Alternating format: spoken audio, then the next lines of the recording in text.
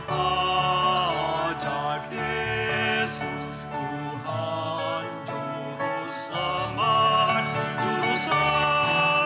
yang ajaib, Tuhanku Yesus.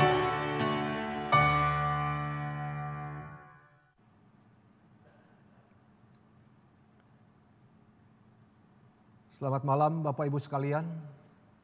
Kita bersyukur boleh berjumpa lagi di sesi PA malam hari ini. Saat ini kita mau belajar satu seri perumpamaan dari Tuhan Yesus. Saya akan membawakan 3 sesi di dalam bulan ini dan nanti sesi terakhir akan dibawakan oleh Ibu Ina. Saudara sekalian, perumpamaan memang kelihatannya sederhana. Memang itu mewakili sifat daripada Tuhan kita, Yesus Kristus, yang selalu mengajar dengan tujuan manusia supaya mereka boleh mengerti dan menjalankannya di dalam porsinya masing-masing. Tuhan tidak pernah mengajar dengan ruwet, tetapi selalu sederhana, namun mengandung pengertian dan nilai yang sangat mendalam. Itu sebabnya perumpamaan ini menjadi penting bagi kita pelajari, karena ini adalah perkataan yang langsung keluar dari mulut Tuhan sendiri. Pada malam hari ini kita akan mulai dengan perumpamaan yang pertama yang ingin saya bahas adalah cerita Yesus yang dicatat oleh Lukas di dalam perumpamaan pesta perkawinan. The Wedding Feast di dalam Lukas 14 ayat 7 sampai 11. Mari kita membuka kitab suci. Kita membuka Lukas pasal 14 ayatnya yang ke-7 sampai 11. Mari kita berdoa terlebih dulu. Bapa di dalam surga, kami berterima kasih untuk cinta kasih-Mu yang terus memelihara hidup kami. Kami bersyukur pada malam ini kami masih boleh mendengarkan firman-Mu. Tolonglah kami ya Tuhan, pertumbuhkanlah kami sesuai dengan rencana dan keinginan-Mu. Kami siap mendengarkan firman-Mu ini. Tolonglah hamba-Mu yang lemah dan hina ini. Kiranya Yesus Kristus memberkati PA ini. Dalam nama Yesus kami berdoa. Amin. Saya akan membacakan dari pasal 14 ayat 1 sampai 14. Karena ini kita harus mengerti konteksnya. Saya akan membacakan bagi Bapak Ibu sekalian. Silakan mengikutinya. 14 ayat 1.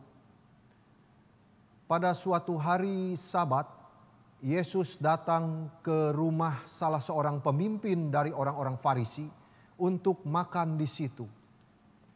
Semua yang hadir mengamat-amati dia dengan saksama. Tiba-tiba datanglah seorang yang sakit busung air berdiri di hadapannya. Lalu Yesus berkata kepada ahli-ahli Taurat dan orang-orang Farisi itu, katanya, diperbolehkankah menyembuhkan orang pada hari Sabat atau tidak? Mereka itu diam semuanya. Lalu ia memegang tangan orang sakit itu dan menyembuhkannya dan menyuruhnya pergi. Kemudian ia berkata kepada mereka, siapakah di antara kamu yang tidak segera menarik keluar anaknya atau lembunya kalau terperosok ke dalam sebuah sumur meskipun pada hari Sabat? Mereka tidak sanggup membantahnya. Karena Yesus melihat bahwa tamu-tamu berusaha menduduki tempat-tempat kehormatan, ia mengatakan perumpamaan ini kepada mereka. Kalau seorang mengundang engkau ke pesta perkawinan, janganlah duduk di tempat kehormatan. Sebab mungkin orang itu telah mengundang seorang yang lebih terhormat daripadamu. Supaya orang itu yang mengundang engkau dan dia jangan datang dan berkata kepadamu, berilah tempat ini kepada orang itu. Lalu engkau dengan malu harus pergi duduk di tempat yang paling rendah. Tetapi apabila engkau diundang, pergilah duduk di tempat yang paling rendah. Mungkin tuan rumah akan datang dan berkata kepadamu, sahabat, silakan duduk di depan. Dan dengan demikian engkau akan menerima hormat di depan mata semua tamu yang lain. Sebab barang siapa meninggikan diri, ia akan direndahkan. Dan barang siapa merendahkan diri, ia akan ditinggikan. Dan Yesus berkata juga kepada orang yang mengundang dia, apabila engkau mengadakan perjamuan siang atau perjamuan malam, janganlah engkau mengundang sahabat-sahabatmu atau saudara-saudaramu atau kaum keluargamu atau tetangga-tetanggamu yang kaya, karena mereka akan membalasnya dengan mengundang engkau pula, dan dengan demikian engkau mendapat balasnya. Tetapi apabila engkau mengadakan perjamuan, undanglah orang-orang miskin, orang-orang cacat, orang-orang lumpuh dan orang-orang buta, dan engkau akan berbahagia karena mereka tidak punya apa-apa untuk membalas kepadamu, sebab engkau akan mendapat balasnya pada hari kebangkitan orang-orang benar. Bapak Ibu Saudara sekalian, inti daripada pengajaran perumpamaan ini adalah kerendahan hati. Dan Yesus mengambil contohnya di dalam diri orang-orang Farisi yang memilih tempat-tempat kehormatan di pesta perkawinan. Pengajaran kerendahan hati ini tidak bisa dilepaskan dari konteksnya. Itu sebab tadi saya baca daripada ayat 1 sampai kepada ayat 14. Sehingga kita melihat cerita ini diletakkan di antara dua peristiwa. Mari kita melihat ayat 1. Pada suatu hari Sabat, Yesus datang ke rumah pemimpin Farisi. Ini terjadi di tempat yang sudah dipilih dengan sangat hati-hati, yaitu di rumah seorang Farisi yang terkemuka, di mana dia dan tamu-tamunya yang terkenal dapat langsung mengabati Yesus dan kemudian memberikan kesaksian terhadap setiap pelanggaran yang dia kerjakan. Di dalam perjamuan makan ini dijadwalkan pada hari Sabat. Soal-soal seperti ini yang selalu dipersoalkan oleh Farisi. Itu sebab kita melihat Sabat adalah hari di mana Yesus pernah juga ditemukan oleh Farisi telah melanggarnya pada 3 kesempatan. Yang pertama di pasal 4 dicatat. Kalau Bapak Ibu melihat pasal 4 ayat 31 sampai 41. Di situ ketika dia mengusir setan dan menyembuhkan ibu mertua Simon Petrus. Lalu ditemukan Yesus melanggar hari Sabat juga yang kedua di pasal 6 ayat 6 sampai 11. Yesus menyembuhkan seorang pria yang mati tangan kanannya. Dan yang ketiga di pasal 13 ayat 10 sampai 17. Yesus menyembuhkan seorang perempuan yang bungkuk itu. Dan sekarang sekali lagi Lukas mencatat di hari Sabat itu. Di ayat kedua tiba-tiba datang orang yang sakit busung air. Kita lihat di bagian ini seorang pria yang sakit. Seorang pria yang menderita sakit busung air. Yang tubuhnya secara menyedihkan membengkak oleh karena penyimpanan cairan tubuh di rongga perut dan dadanya. Pembengkakan seperti itu seringkali mengindikasikan kegagalan di dalam organnya. Pria itu menderita sakit begitu parah, kemungkinan hampir mati. Di situ jerat yang mengerikan ini sudah dipasang untuk Yesus. Yang sengaja diadakan di mana Yesus tidak mungkin tidak berbelas kasihan. Dan orang-orang Farisi dan ahli Taurat kira mereka telah berhasil menjebak Yesus. Tetapi kita perhatikan di sini bagaimana Yesus dengan bijaksana yang luar biasa membuat mereka bingung semuanya. Di ayat 3 Yesus bertanya kepada mereka, diperbolehkankah menyembuhkan orang pada hari Sabat atau tidak? Wah, mereka sulit sekali untuk menjawab pertanyaan ini. Karena jika mereka menjawab iya, maka mereka akan terlihat sangat lembek dan munafik berkenaan dengan pantangan-pantangan yang ketat yang mereka sendiri jalankan terhadap Sabat. Tetapi jika mereka mengatakan tidak, mereka dapat dituduh tidak manusiawi dan tidak peduli dengan penderitaan manusia. Jadi orang Farisi terperangkap di antara mengutuk Yesus karena menyembuhkan pada hari Sabat. Tetapi di sisi lain tanggung jawab kemanusiaan mereka karena menolak kesembuhan orang yang membutuhkan. Maka mereka terjebak dan satu-satunya respon mereka adalah diam. Kemudian di ayat 4, Yesus memegang tangan orang sakit itu, ia menyembuhkannya dan menyuruhnya pergi. Saudara, ini seperti kalimat yang sangat simple, ya. Tetapi kalau kita bayangkan, ini pasti menjadi satu tontonan yang luar biasa. Yesus pegang tangan orang itu dan seketika itu juga sembuhlah dia. Ini berarti sembuh secara total di situ. Perubahan yang drastis terjadi. Cairan di tubuhnya itu hilang tiba-tiba.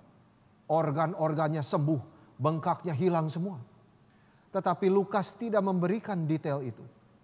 Karena dia ingin kita fokus kepada perangkap yang dikerjakan Yesus terhadap orang Farisi dan ahli Taurat itu.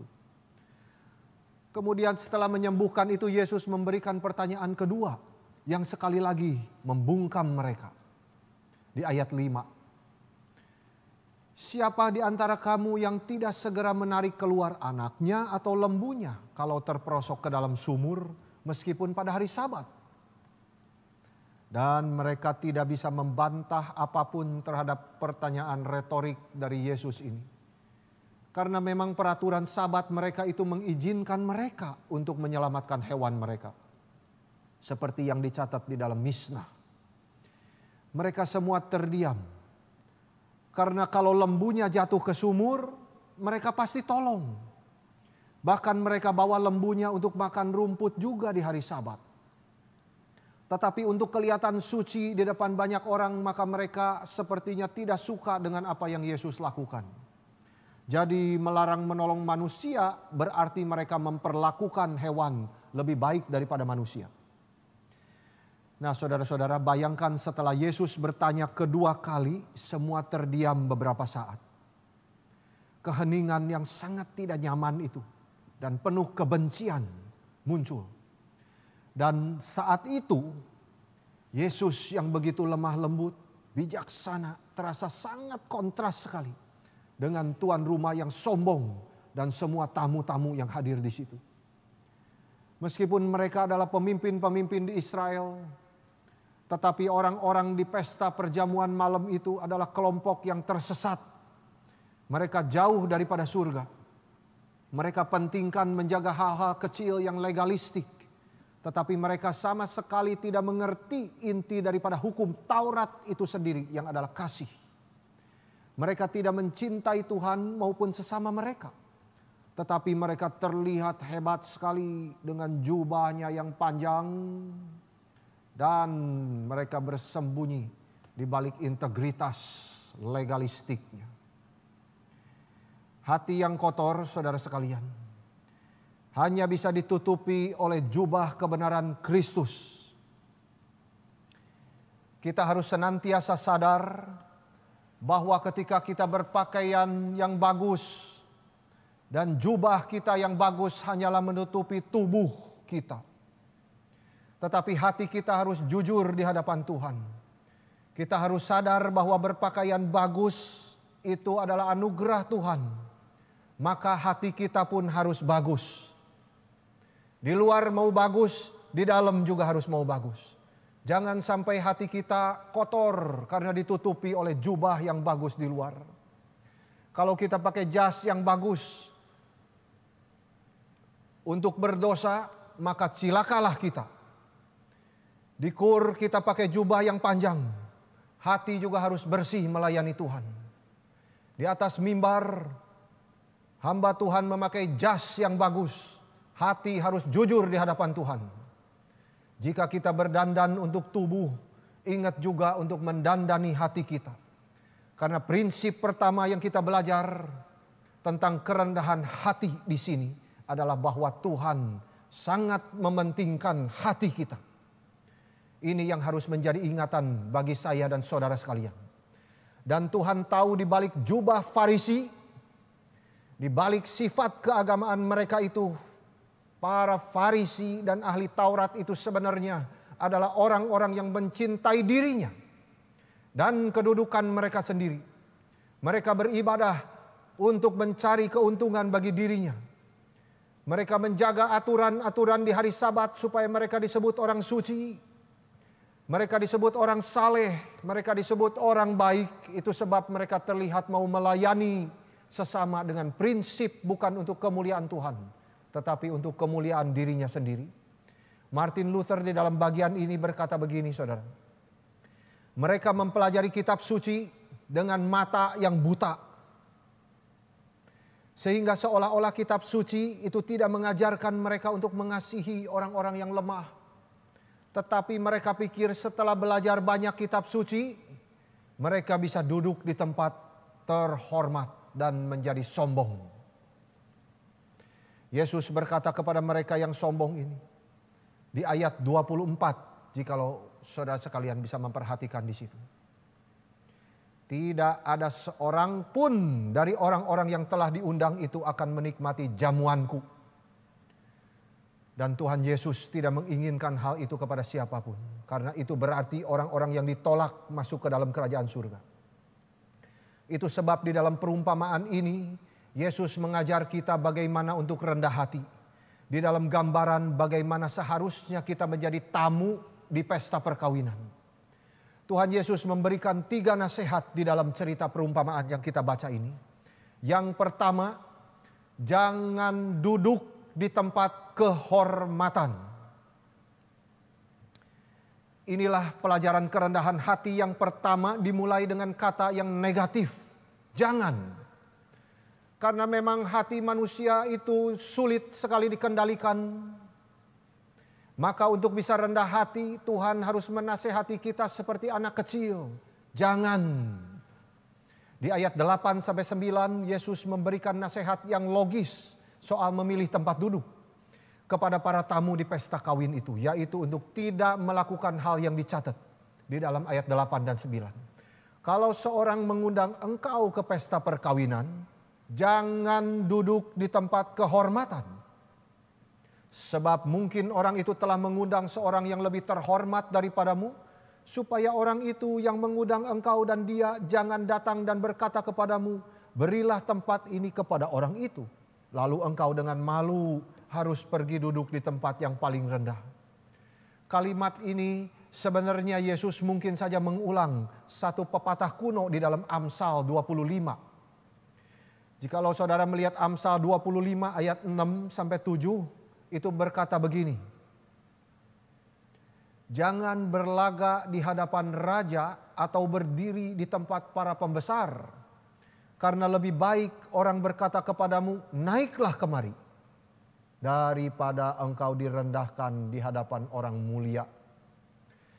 Ini satu ironis karena kalimat ini harusnya diketahui baik oleh orang Farisi, ahli Taurat yang sudah banyak belajar kitab perjanjian lama.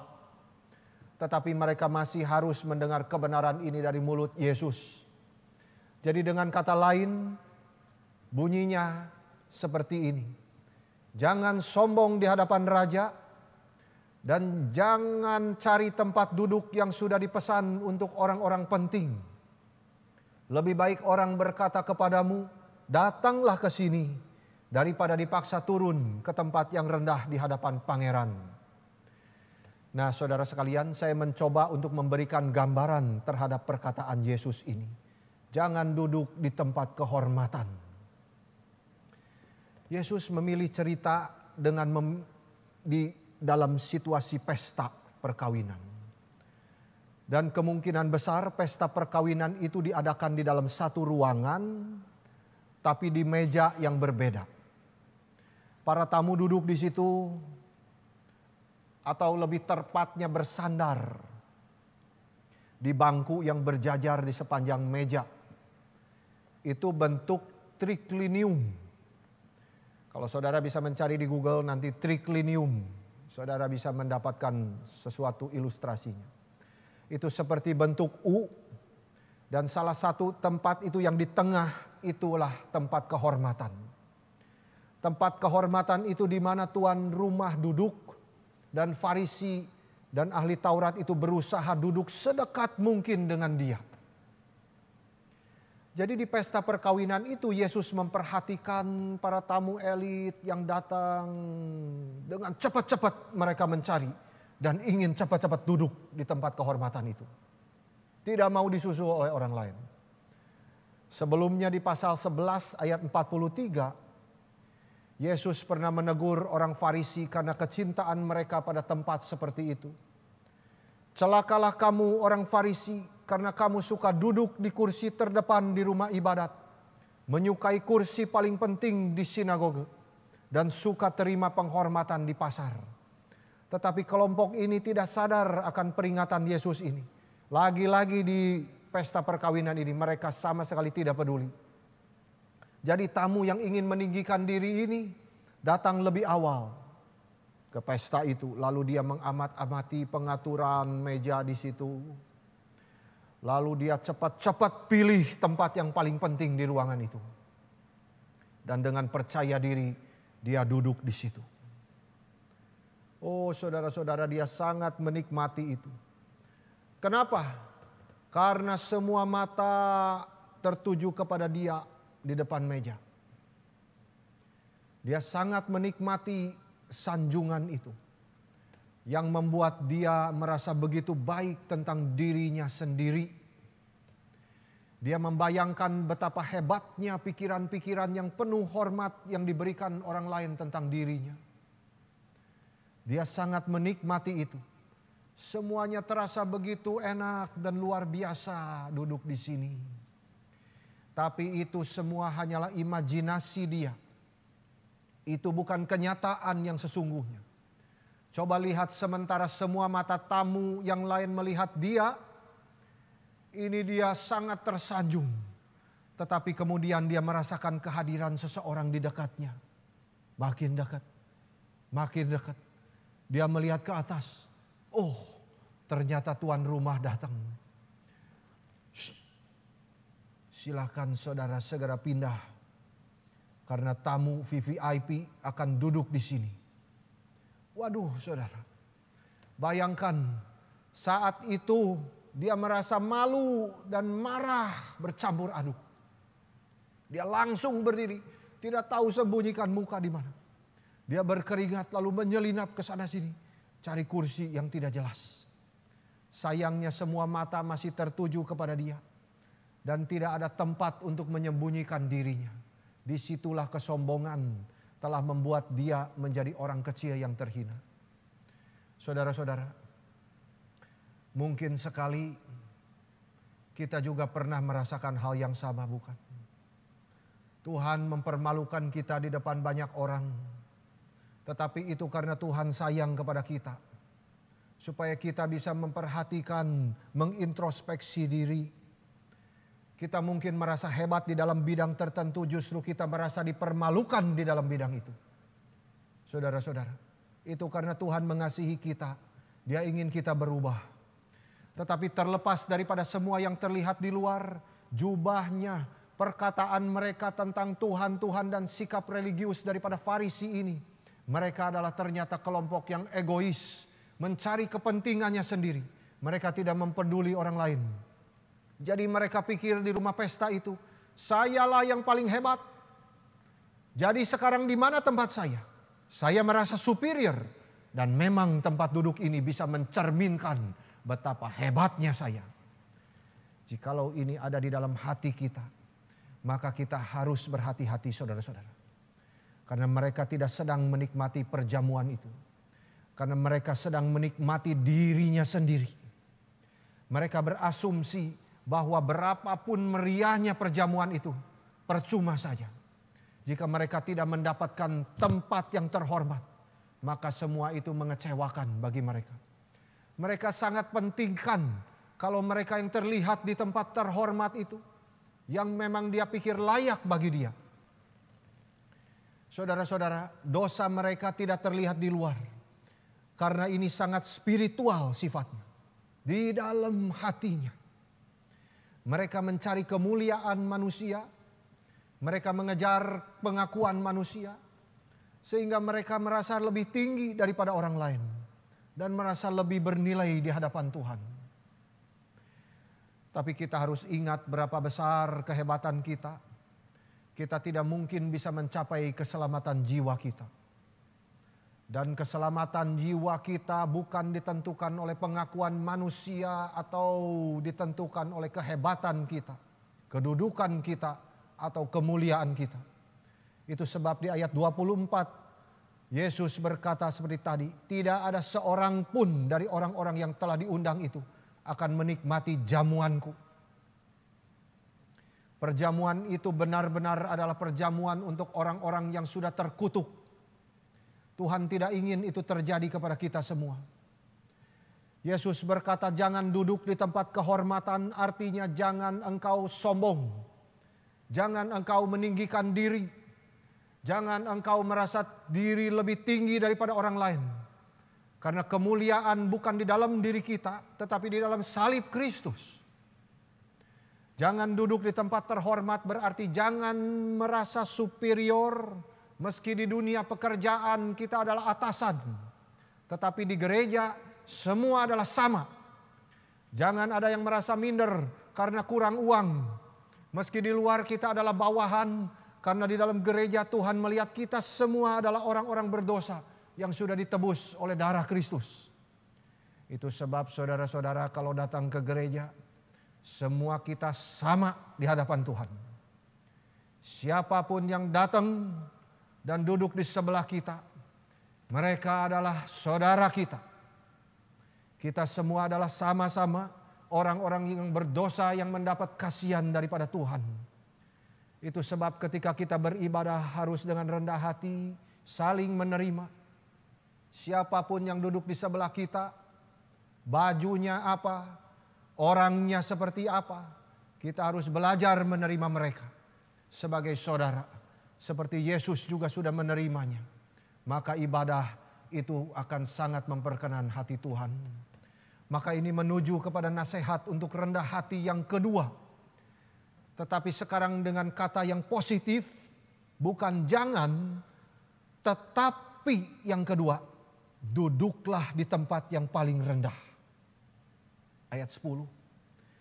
Yesus melanjutkan dengan nasihat yang logis yang memberikan cara yang tepat untuk duduk di ayat 10. Tetapi apabila engkau diundang, pergilah duduk di tempat yang paling rendah.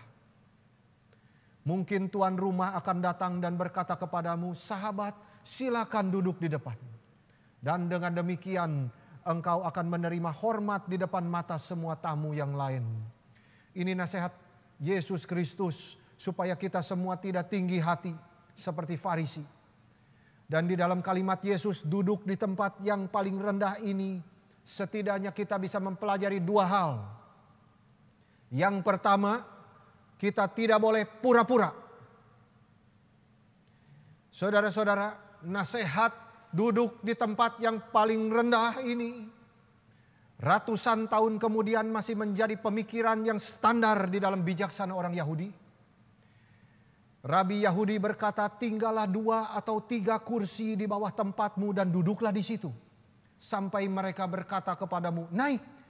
Jangan mulai dengan naik karena mereka mungkin berkata kepadamu, turun. Lebih baik mereka mengatakan kepada saudara, naik, naik. Daripada mereka mengatakan kepada saudara, turun, turun. Ini ternyata adalah satu nasihat praktis yang sudah menjadi bijaksana Yahudi di dalam sejarah.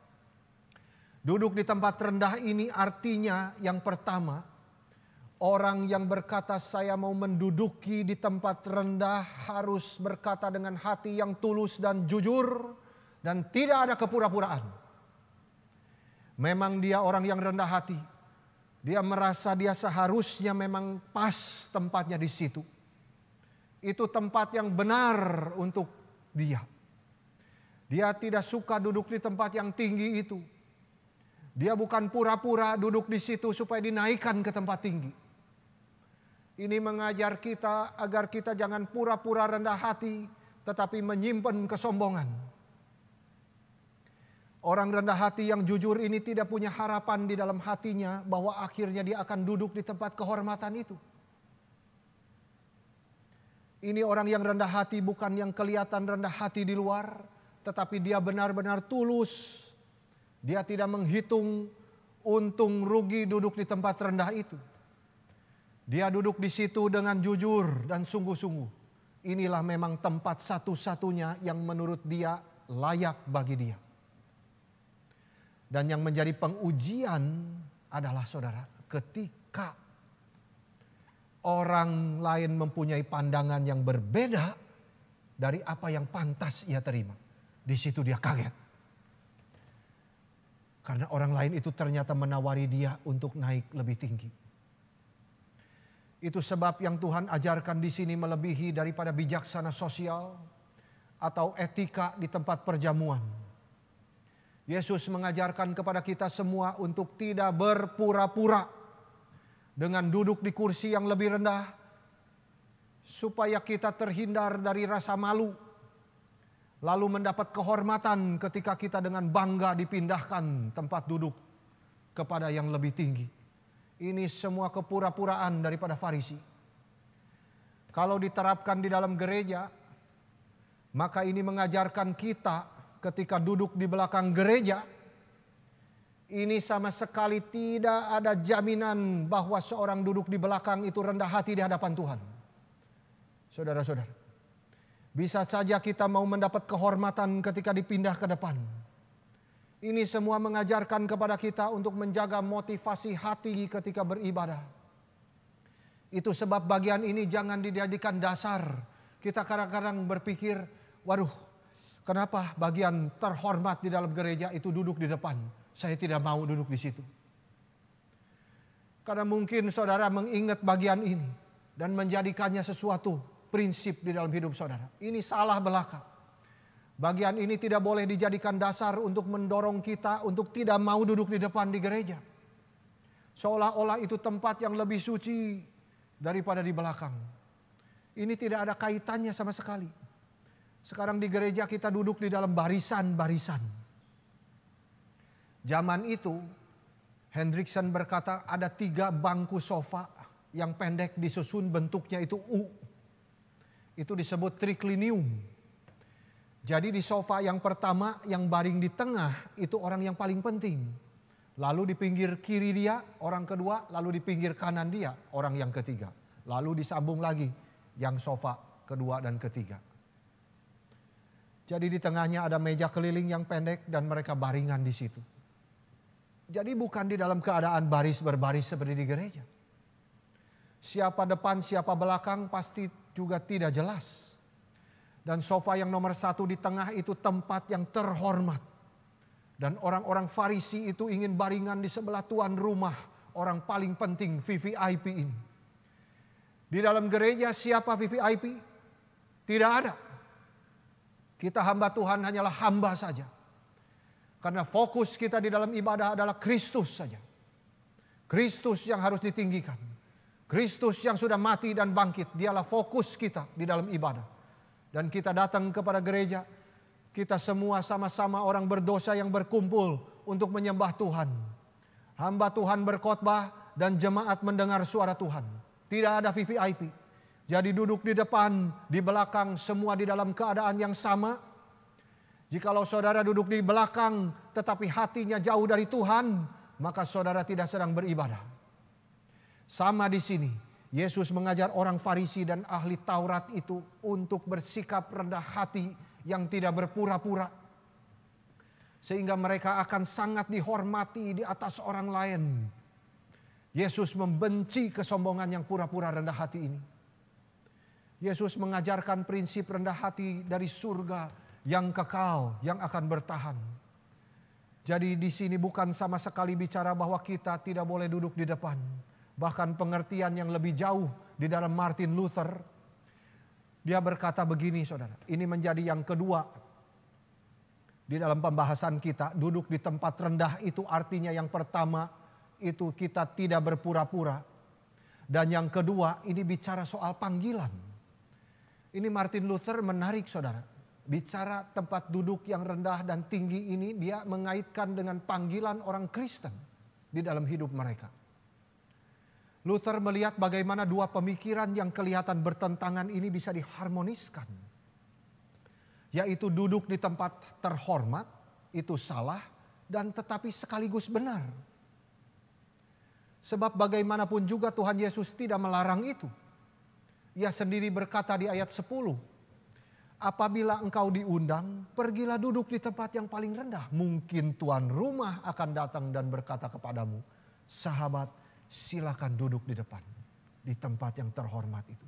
Di dalam Inggrisnya, friend, move up higher. Sahabat, naiklah ke tempat yang terhormat. Jadi bagaimana Yesus bisa berkata seorang tidak boleh duduk di tempat terhormat, tapi pada saat yang sama ia mengatakan bahwa dia yang duduk di tempat paling rendah akan ditempatkan di tempat terhormat. Luther bilang begini, jawabannya terletak di ayat ke-7. Di dalam kata berusaha. Nah di situ di dalam Inggrisnya itu lebih tepat. Ayat ke-7 itu berkata, they chose the places of honor. Mereka memilih tempat terhormat. Sebagaimana Lukas mencatat di ayat 7, ketika ia melihat bagaimana tamu-tamu memilih tempat-tempat kehormatan dan mereka semua ditegur oleh Tuhan Yesus. Jadi Luther berkata bagian ini harus ada orang yang duduk di tempat tinggi dan harus ada orang yang duduk di tempat lebih rendah. Jadi kita tidak bisa semuanya jadi businessman atau jadi pengkhotbah. Tidak bisa semuanya ingin menjadi guru, menjadi atasan atau bawahan. Termasuk tidak bisa juga kita semua ingin jadi pria atau wanita. Seorang wanita harus tetap di dalam gendernya. Tidak boleh berkeinginan menjadi seorang pria. Demikian sebaliknya. Lalu mereka mengadakan operasi, ganti kelamin dan sebagainya.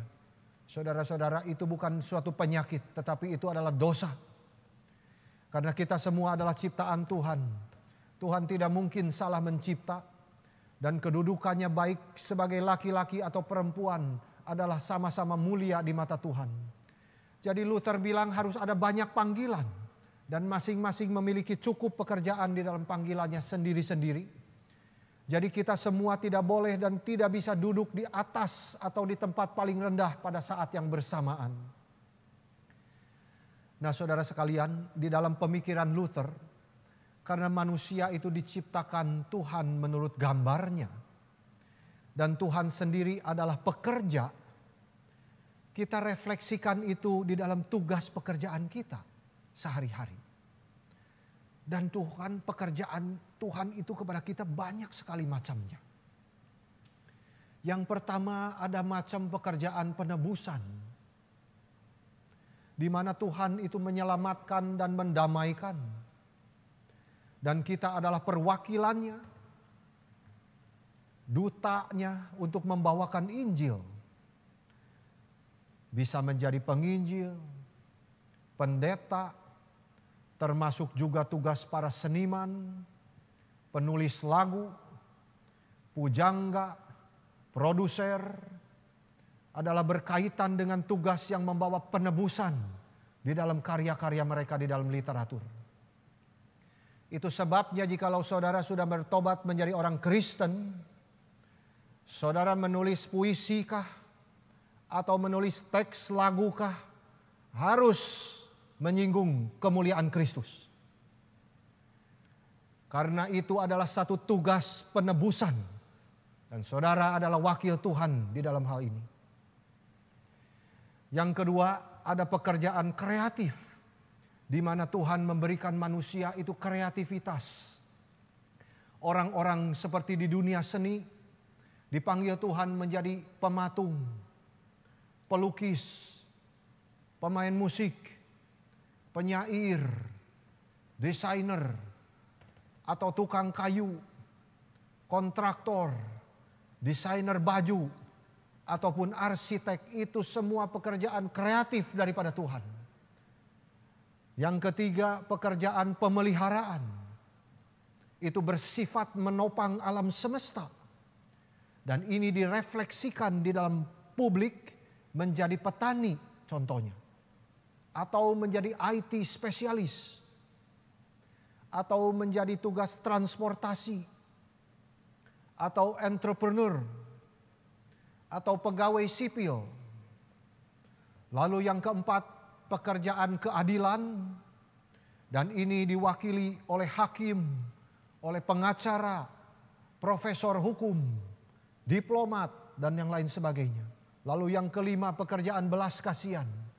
Ini diwakilkan oleh dokter, suster, paramedik, terapis, pekerja sosial. Dan yang keenam, pekerjaan kebenaran. Ini diwakilkan oleh pendeta, pendidik, jurnalis, ataupun scholars. Semua harus menulis kebenaran. Jadi melalui ini semua Tuhan meneruskan pekerjaannya melalui kita untuk menopang pekerjaan yang menebus lewat tugas-tugas yang dikerjakan oleh manusia. Jadi vokasi atau panggilan itu dimulai dengan celebration untuk sesuatu pekerjaan yang kita terima. Kita bersyukur kepada Tuhan. Kita ditempatkan di tempat yang rendah atau di tempat yang tinggi, kita harus bersyukur. Karena itu bisa dipakai alat untuk memuliakan Tuhan. Pekerjaan penebusan. Dan kita menyadari itu dari Tuhan yang akan menolong dan mencapai tujuannya sendiri melalui tugas-tugas itu. Jadi kita dipanggil untuk saling mengisi satu dengan yang lain. Kita adalah roti bagi sesama, kata Luther itu. We are daily bread one to another. Di dalam hal ini tidak ada yang boleh menyombongkan diri. Kita semua sama. We are daily bread one to another. Dipanggil Tuhan sesuai dengan tugas dan porsinya masing-masing. Yesus menyatakan ini sebagai prinsip di dalam kitab suci di ayat ke-11. Sebab barang siapa meninggikan diri, ia akan direndahkan. Dan barang siapa merendahkan diri, ia akan ditinggikan. Ini sesuatu prinsip kebenaran di dalam kerajaan surga. Ini diucapkan oleh Maria waktu dia sedang hamil. Ketika itu di Magnificat, saudara-saudara mengingat. Dia bersaksi bahwa prinsip kebenaran ini merupakan intisari daripada misi Yesus Kristus. Ketika dia menggunakan kata kunci yang sama, yaitu meninggikan dan menurunkan. Dia berkata di dalam Lukas 1 ayat 52, dicatat seperti ini. Ia menurunkan orang-orang yang berkuasa dari tahtanya dan meninggikan orang-orang yang rendah. Inilah yang dilakukan Allah di dalam Kristus. Merendahkan yang sombong dan memuliakan yang rendah hati. Itu adalah prinsip di dalam kerajaan surga. Di sini di dalam Lukas 14 ayat 11 ada dua kalimat. Akan direndahkan dan akan ditinggikan. Ini yang dikenal dengan satu teologi pasif. Karena Allah yang mengerjakan itu. Allah lah yang merendahkan orang yang sombong. Dan meninggikan yang rendah hati. Itu adalah karya pribadi daripada Tuhan sendiri. Dan ia yang mengerjakannya.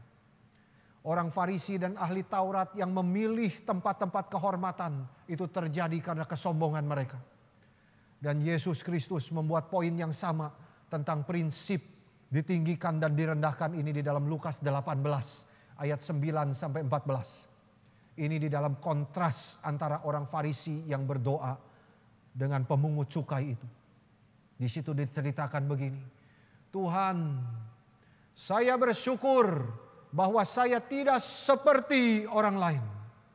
Atau bahkan seperti pemungut cukai ini. Tetapi pemungut cukai itu berdoa sambil memukul dadanya. Ya Allah, kasihanilah aku, orang yang berdosa ini. Yesus kemudian menyimpulkan di ayat 14 seperti ini. Aku berkata kepadamu, orang ini pulang ke rumahnya sebagai orang yang dibenarkan Allah. Dan orang lain itu tidak. Sebab barang siapa meninggikan diri, ia akan direndahkan.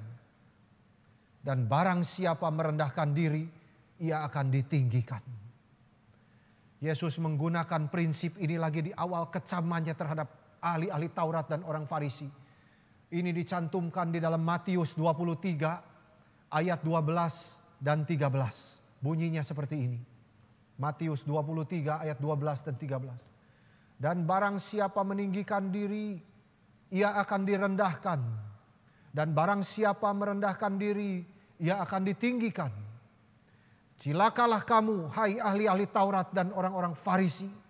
Hai kamu orang-orang munafik, karena kamu menutup pintu-pintu kerajaan sorga di depan orang. Sebab kamu sendiri tidak masuk dan kamu merintangi mereka yang berusaha untuk masuk. Saudara-saudara, janganlah kita menjadi orang semacam ini.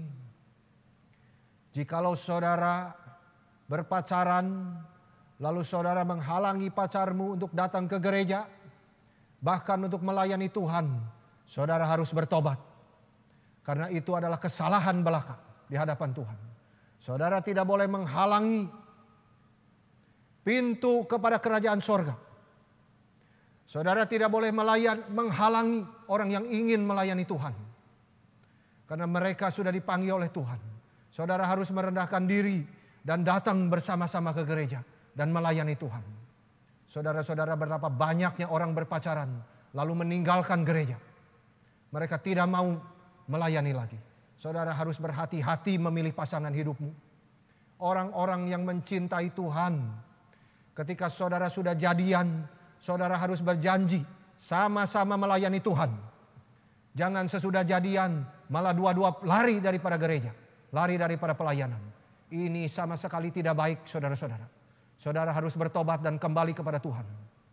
Di dalam 1 Petrus 5 ayat 5 sampai 6, Allah menentang orang yang congkak tetapi mengasihi orang yang rendah hati. Karena itu rendahkanlah dirimu di bawah tangan Tuhan yang kuat, supaya kamu ditinggikannya pada waktunya. Saudara-saudara, Luther berkata di dalam bagian ini, yang paling penting, jikalau kita punya kedudukan tinggi, maka harus sadar bahwa itu pemberian Tuhan. Itu anugerah Tuhan. Sehingga kita tidak mau menyombongkan diri. Sehingga itu bukan untuk kesombongan ataupun merasa diri lebih baik daripada orang lain. Sehingga Tuhan memberi posisi itu kepada kita. Itu karena anugerah Dia. Tetapi sebaliknya kita harus rendah hati dan melayani sesama kita dengan posisi yang dianugerahkan itu. Sekarang sudah tambah satu lagi, yaitu melayani. Bukan cuma rendah hati, tetapi harus melayani. Kerendahan hati saja tidak cukup, tetapi harus aktif melayani. Kerendahan hati ke dalam, melayani keluar. Berarti semua posisi yang kita miliki adalah karena Tuhan yang memberikan anugerah kepada kita untuk kedudukan itu. Tetapi Tuhan juga memberi perintah untuk tidak sombong dengan pemberian itu, tapi dengan rendah hati melayani sesama. Seperti Paulus di dalam Roma 15 ayat 2. Setiap orang di antara kita harus mencari kesenangan sesama kita demi kebaikannya untuk membangunnya. To edify others. Jadi selalu ada aspek to edify others. Kita tidak mungkin bisa membangun orang lain, saudara-saudara, jikalau kita tidak rendah hati. Tuhan hanya memakai orang rendah hati untuk membangun orang lain. Itu di dalam prinsip pelayanan kita. Karena Kristus juga tidak mencari kesenangannya sendiri. Dia tidak rendah hati untuk dirinya, tetapi melayani untuk menjadi faedah bagi orang lain. Disinilah rendah hati adalah menjadi dasar daripada kita melayani. Di dalam pemikiran Martin Luther, kita harus melayani sesama dengan anugerah pekerjaan kita itu. Kalau tidak, dia bilang begini, seorang anak kecil yang remeh-temeh, yang begitu jauh dibandingkan dengan kedudukan kita. Aduh, kamu kecil sekali. Tetapi anak itu jauh lebih besar dan lebih dekat dengan surga di mata Tuhan dan malaikatnya. Itu kata Luther. Jadi jangan pikir kita sendiri yang harus duduk di tempat tinggi, atau kita tidak mau memberikan tempat kepada yang lain. Karena Tuhan yang membuat seorang menjadi dokter, yang lain menjadi guru, yang adalah Tuhan yang sama dengan yang menjadikan seseorang pengemis di depan pintu rumahmu. Itu Martin Luther. Semua orang beriman sama-sama sejajar di dalam hal kedudukan di mata Tuhan. Karena kita percaya satu Tuhan yang menciptakan langit dan bumi. Itu sebabnya tidak ada alasan untuk kita menyombongkan diri di atas yang lain. Tetapi kita harus melihat Yesus Kristus yang berinkarnasi. Semangat pelayanan kita adalah satu semangat inkarnasi. Itu sebab biarlah kita rendah hati dengan posisi yang kita punya. Karena kita tahu Tuhan menghargai kita sehingga kita tidak perlu iri orang lain yang kedudukan lebih tinggi daripada kita. Tapi kita menerimanya sebagai anugerah dari Tuhan yang berbeda kepada setiap orang. Yang diberikan sesuai anugerah Tuhan sendiri. Kerendahan hati adalah satu yang terutama di dalam hidup orang Kristen. Paulus di dalam Efesus 4 ayat 2 berkata begini. Hendaklah kamu semua selalu rendah hati. Karena Paulus sendiri sudah memberikan contohnya. Dia tidak meninggikan diri di dalam kedudukannya dan memuliakan dirinya di atas yang lain, meskipun dia di dalam banyak hal jauh melebihi orang lain. Tetapi dia tetap setia di dalam panggilannya untuk melayani Tuhan dan sesamanya. Jadi di dalam setiap station yang Tuhan tempatkan kita, baik itu menjadi guru, menjadi atasan atau bawahan, selalulah rendah hati dan dengan tujuan mau melayani Tuhan. Itu penting sekali sehingga keputusan apapun yang kita ambil di dalam hidup kita, pastilah kita ingat Tuhan sebelum kita mengambilnya. Dan dengan ucapan syukur bagi kemuliaan Tuhan sendiri. Yang terakhir, poin yang ketiga. Selain jangan, tetapi ketiga adalah bagaimana menjadi tuan rumah. Setelah Yesus memberikan nasihat, jangan duduk di tempat kehormatan, tetapi duduklah di tempat yang rendah. Yesus memberikan nasihat yang terakhir. Bagaimana kita menjadi tuan rumah di pesta perkawinan. Setelah memberikan nasihat kepada tamu di perjamuan yang mencari kehormatan itu, Yesus berfokus kepada tuan rumah dan daftar daripada tamu-tamunya. Saya mengajak kita melihat di dalam dua bagian dari perkataan Yesus ini.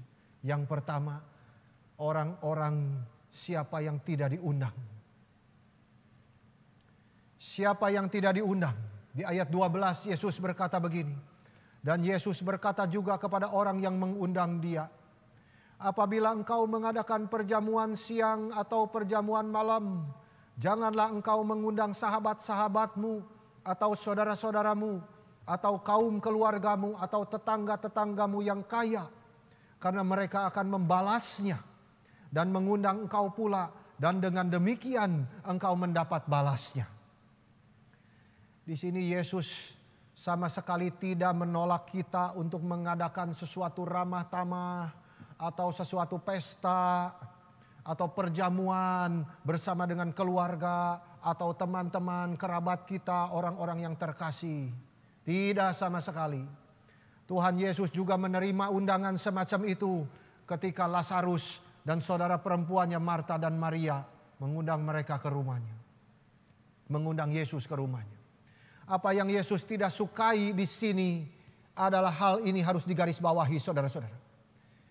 Adalah dia yang menjadi tuan rumah itu membatasi daftar tamu hanya bagi mereka yang dapat membalas kembali undangannya. Oh, itu sesuatu yang dilarang oleh Tuhan kita. Kita tidak boleh mengundang mereka yang dapat membalas kembali undangan kita. Yesus memberikan kita etika sosial kepada orang Kristen. Bukan dengan satu spirit elitisme yang menunjukkan keegoisan dan kesombongan diri. Ini berarti tujuan utama kita. Jikalau kita memberi untuk menerima kembali, maka Tuhan tidak berkenan kepada pemberian kita. Itu adalah untuk mencapai sesuatu keuntungan diri. Kita dipanggil bukan untuk menjangkau mereka yang menguntungkan kita, tetapi kita harus jujur dan tulus. Justru yang kedua, Yesus mengajak kita memperhatikan siapa yang harus diundang. Di ayat 13 dan ke-14 yang terakhir, Yesus melanjutkan dengan lebih spesifik daftar tamu yang harusnya kita undang. Tetapi apabila engkau mengadakan perjamuan, undanglah orang-orang miskin, orang-orang cacat, orang-orang lumpuh, dan orang-orang buta. Dan engkau akan berbahagia karena mereka tidak punya apa-apa untuk membalasnya kepadamu. Sebab engkau akan mendapat balasnya pada hari kebangkitan orang-orang benar. Imbalan bagi kita sebagai tuan rumah yang murah hati itu sangat besar. Dia akan dibangkitkan sebagai salah satu orang benar di akhir zaman. Dan dia diberkati juga di dalam hidupnya sekarang. Ganjarannya ini sudah lama dinubuatkan oleh Daniel. Jikalau saudara memperhatikan Daniel 12 ayat 2 dan 3. Saya bacakan untuk saudara sekalian. Dan banyak dari antara orang-orang yang telah tidur di dalam debu tanah akan bangun, sebagian untuk mendapat hidup yang kekal, sebagian untuk mengalami kehinaan dan kengerian yang kekal. Dan orang-orang bijaksana akan bercahaya seperti cahaya cakrawala, dan yang telah menuntun banyak orang kepada kebenaran seperti bintang-bintang tetap untuk selama-lamanya. Ini ayat bukan hanya untuk hamba Tuhan, tetapi seperti yang profesi tadi kita sudah lihat semua satu persatu. Itu jikalau kita dengan rendah hati menjalankan di hadapan Tuhan, maka kita adalah orang-orang bijaksana yang dituliskan oleh Daniel ini. Kita akan disebutkan pada akhir zaman, orang-orang ini yang telah tidur di dalam debu akan bangun. Bukan saja mendapat hidup yang kekal, tetapi mereka tidak akan mengalami kehinaan dan kengerian yang kekal itu. Tetapi sebaliknya, mereka akan bercahaya seperti cakrawala dan seperti bintang-bintang, tetap untuk selama-lamanya. Saudara sekalian, apa yang diajarkan di dalam perumpamaan pesta perkawinan ini adalah kerendahan hati sebagai bukti bahwa kita adalah orang-orang surga. Para ahli-ahli Taurat dan orang-orang Farisi bukan orang-orang surga. Lihatlah cara mereka hidup. Mereka menjebak Yesus, mereka membenci Yesus, mereka mencoba malah mengkondisikan Yesus di hari Sabat itu. Tetapi Tuhan Yesus dengan penuh belas kasihan masih datang dan menegur mereka. Membongkar semua kesombongan yang tersembunyi itu. Itu berarti kecuali mereka yang bertobat, mereka pasti akan terhilang. Mereka semua dianggap berada di kerajaan, tetapi pada kenyataannya terhilang. Di sini Yesus mengatakan siapa yang meninggikan diri akan direndahkan, dan siapa merendahkan diri akan ditinggikan. Berarti bagaimana cara kita hidup itu mengungkapkan kita orang percaya atau tidak. Kita orang percaya Yesus atau tidak itu dibuktikan dengan bagaimana kita hidup di dalam dunia ini. Bagaimana kita mengelola tugas-tugas yang Tuhan berikan kepada kita di dalam keseharian kita. Gaya hidup yang sombong dan mementingkan diri menunjukkan kepada kita bahwa kita bukanlah bagian daripada kerajaan surga. Anggota kerajaan surga yang sejati mencintai Tuhan dan belajar untuk mencintai sesamanya seperti dirinya sendiri. Jikalau kita adalah orang-orang milik surga, kita bersyukur kepada Tuhan Yesus yang sudah memberikan kita hati yang baru. Maka dengan kuasa daripada Roh Kudus, kita dimampukan melawan segala macam keegoisan, kepura-puraan, kelicikan, dan iri hati di dalam hati kita. kita bisa mempunyai kerendahan hati yang tulus di hadapan Tuhan. Mungkin kita menderita kesulitan yang besar di saat pandemi ini. Tetapi ingatlah saudara sekalian, bahwa Tuhan mengizinkan itu terjadi kepada kita masing-masing, agar kita semua belajar untuk rendah hati, agar kita semua belajar untuk merendahkan diri kita di hadapan Tuhan, supaya terbukti kita adalah orang-orang milik surga. Marilah kita membenahi hati kita masing-masing. Kita mau belajar rendah hati dan melayani sesama kita. Kiranya Tuhan menolong kita semua. Amin. Mari kita masuk ke dalam doa. Bapa di dalam surga, kami berterima kasih untuk firman-Mu pada malam hari ini. Tolonglah kami ya Tuhan, singkirkanlah segala macam kesombongan yang tidak dilayakan oleh Tuhan sama sekali. Tolonglah kami Tuhan memiliki kerendahan hati yang sejati. Baik ketika kami datang ke gereja beribadah kepadamu, baik ketika kami bekerja satu dengan yang lain, tolonglah kami ya Tuhan untuk selalu rendah hati dan melayani sesama kami. Terima kasih ya Tuhan untuk firman-Mu pada malam hari ini. Dalam nama Yesus Kristus kami berdoa. Amin. Sekarang kita masuk ke dalam persembahan.